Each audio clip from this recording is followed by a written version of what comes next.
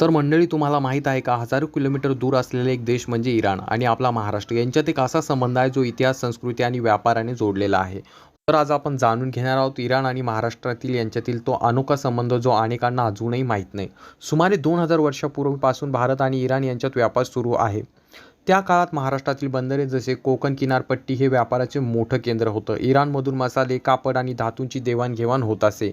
सगळ्यात मोठा संबंध आला पारशी समाजामुळे. जेव्हा इराणमध्ये धार्मिक संघर्ष वाढला तेव्हा पारसी समाजाचे लोक भारतामध्ये आले आणि त्यांनी गुजरात व महाराष्ट्र या ठिकाणी आश्रय घेतला.